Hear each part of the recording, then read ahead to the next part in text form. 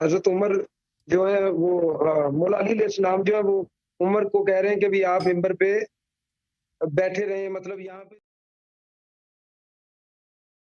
عمیر بات کر رہا ہوں۔ عمیر صاحب حکم۔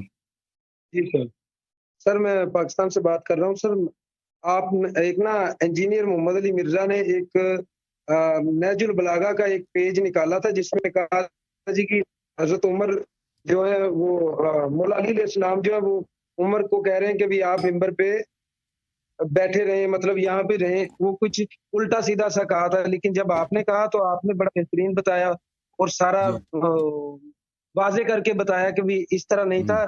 علی علیہ السلام نے کہا کہ تم بھاگ جاؤ گے، اس لیے تم نہ جاؤ۔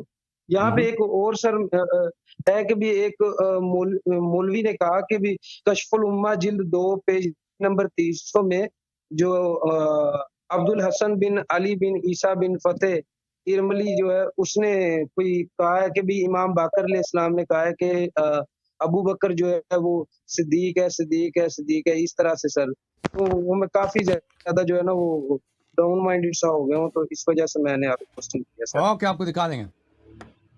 Thank you sir. Okay, thank you, اللہ اللہ حافظ۔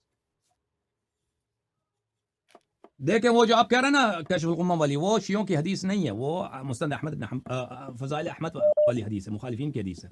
ملاحظہ فرمائیے کتاب کشف الغمہ فی معرفت الائمہ، ابو الحسن علی بن عیسیٰ الاربلی کی کتاب، جزء نمبر 2، یہاں پر وان عروہ سے عروہ ابن عبداللہ ابن زبیر سے روایت ہے جی ہاں کہ وہی بات کہ امام باقر علیہ السلام نے کہا نعم الصدیق نعم الصدیق نعم الصدیق، ابو بکر بہترین صدیق ہے، ٹھیک ہے، حضرت امام باقر علیہ السلام سے یہ روایت انہوں نے نقل کی۔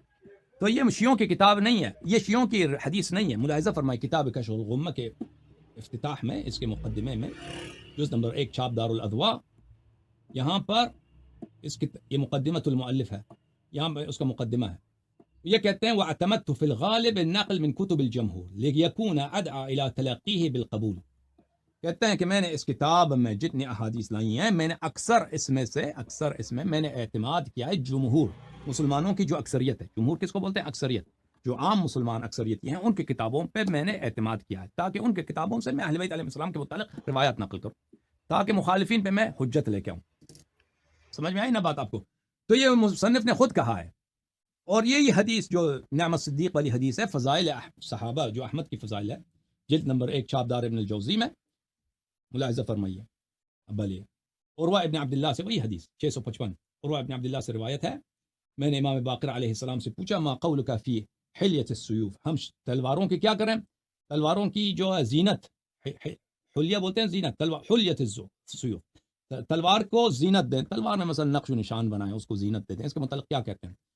انہوں نے کہا کہ لا باس قد حل ابو بکر الصدیق سیفہ، ابو بکر جو صدیق تھے انہوں نے اپنے تلوار کو انہوں نے اس کو ڈیکوریشن کیا تھا، ٹھیک ہے نا، تو اس کو تلوار سے کیا کام، اس نے کبھی جنگ کی ہے زندگی میں؟ فقلت وتقول الصدیق، میں نے پوچھا کہ آپ صدیق کہتے ہیں؟ تو انہوں نے کہا نعم الصدیق نعم الصدیق نعم الصدیق 3 مرات۔ وہی حدیث ہو بہو، یہ مخالفین کی کتاب ہے، اربلی صاحب سے بہت پہلے احمد بن حنبل نے اپنے کتب میں لایا ہے، اور اربلی صاحب نے خود کہا ہے کہ میں مخالفین کے کتب سے نقل کر رہا ہوں، تو وہ شیعوں کی حدیث نہیں ہے، وہ مخالفین کی حدیث ہے، ٹھیک ہے نا؟ سمجھ میں آئی نا آپ کو بات؟ آپ کو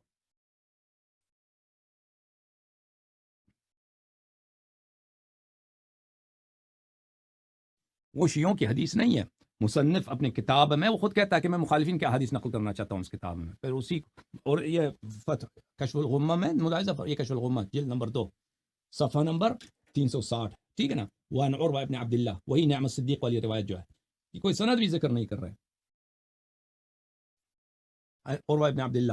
تو یہ جو حدیث ہے یہ مخالفین کی حدیث ہے، شیعوں کی حدیث نہیں۔